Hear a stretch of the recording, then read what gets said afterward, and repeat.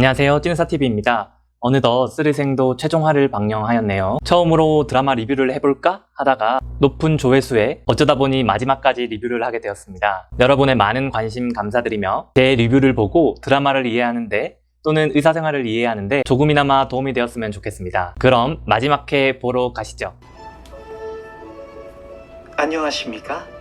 2021학년도 대학 수학능력시험 영어 영역 듣기평가 안내방송입니다.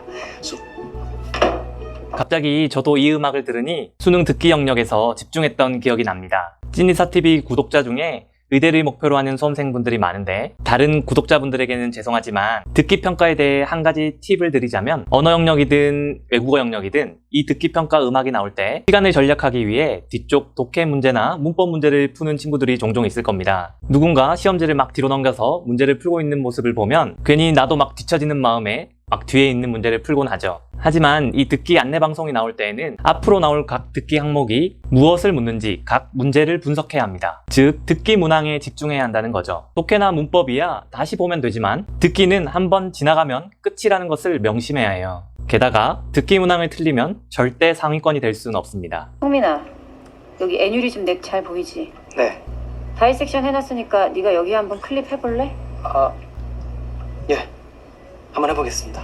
의학은 이렇게 도제식 교육입니다. 교수님 감독하에 펠로우 및 아랫연차들은 연차에 맞게 하나씩 술기를 배워나갑니다. 대학병원은 후학을 양성하는 기관이고 이런 제도가 없으면 우리 다음 세대들은 의사에게 치료를 받을 수 없겠죠?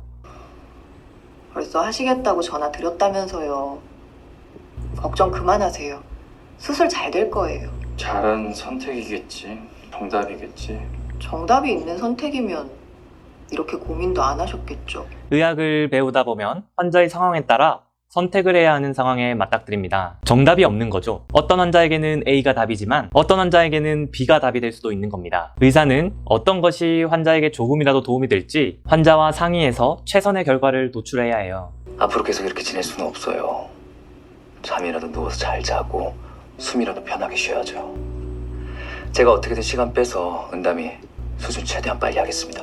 감사합니다, 교수님. 보통 대학병원 수술 스케줄은 적어도 한두 달 밀려 있습니다. 즉 수술을 스케줄대로 받으려면 최소한 몇 달 기다려야 하는 거죠. 그런데 이렇게 수술이 한시라도 급한 분들이 한둘이 아니에요. 스케줄이 다 차 있는데 오버타임을 해서라도 수술을 할 수밖에 없는 상황이 종종 있습니다. 시간 빼서 최대한 넣겠습니다 라는 김준환 교수의 말처럼요. 그래서 수술하는 의사들은 정시 퇴근보다 오버타임이 많아요. 이렇게 자신의 시간을 희생할 줄 아는 의사를 만나는 것도 복인 것 같습니다. 벌써 전화도 드려놨어.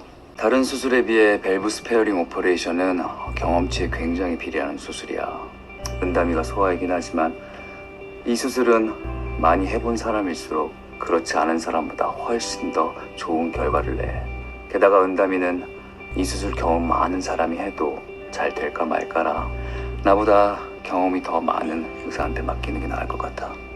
자신이 할 줄 아는 것과 못하는 것을 명확히 구분해서 의뢰드리는 것도 능력입니다. 의사마다 같은 과라고 해도 능력이 다 달라요. 다 잘하는 분야가 있고요. 환자의 좋은 결과를 위해 모르는 걸 모른다고 할 줄 알아야 찐 의사이지 않을까 생각됩니다. 괜히 자존심을 세우며 아는 척 하다가는 치료할 수 있는 시간만 늦어지고 나중에는 쉽게 고칠 수 있는 병을 더 키워 환자가 고생할 수 있기 때문이죠.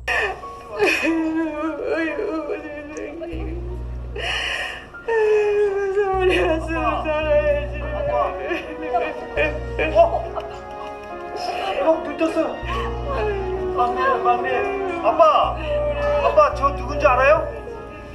중환자실에서 환자가 가망이 없어 마음의 준비를 하며 오열하는 공간과 의식을 회복해서 기뻐하는 공간을 동시에 보여주고 있네요. 기쁨과 절망이 공존하는 공간. 대학병원은 인간으로서 참 성숙하게 되는 공간인 것 같아요. 환자 때문에 괴롭기도 하고 행복하기도 하고. 저도 아직도 수많은 환자들과의 여러 감정들이 기억에 납니다. 사회에서 아무리 부귀 영화를 누려도 결국 병원 안에 오게 되면 건강이 제일 중요하다는 것을 알게 되죠. 의학이 더욱 발전해서 행복으로 가득 찬 대학병원이 되었으면 좋겠어요.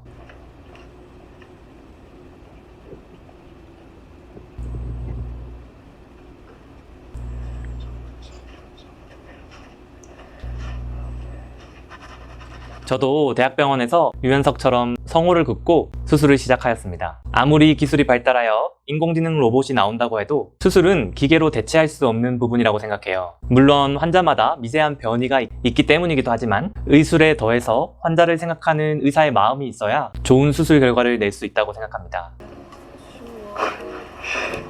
집에 갈 수 있으니까. 그래서 좋은 거야. 이 부분이 스리생 중에 제일 비현실적인 장면이지 않을까 생각돼요. 신기하게도 주위를 보면 키가 큰 의사들이 은근히 없어요. 공부를 많이 해서 그런가? 잘생긴 친구들은 종종 있어요. 이렇게 의사 친구들 4명이 모이면 한두 명은 키가 작습니다. 여담으로 한 말이고요. 그동안 스리생을 보면서 옛날 레지던트 생활, 펠로우 생활도 떠오르고 그 시절을 추억하게 되네요. 스리생은 제가 본 의학 드라마 중에 제일 현실과 가까운 드라마인 것 같아요. 재밌게 봤는데 어떤 부분을 컨텐츠로 만들까 생각하다 보니 뭔가 일처럼 된 것 같은 면이 없지 않아 있습니다. 그래도 마지막 회란이 너무 아쉽네요. 스리생 컨텐츠 기대해주신 여러분들 감사드리며 다음엔 더욱 재미나고 유용한 컨텐츠로 만나요. 안녕.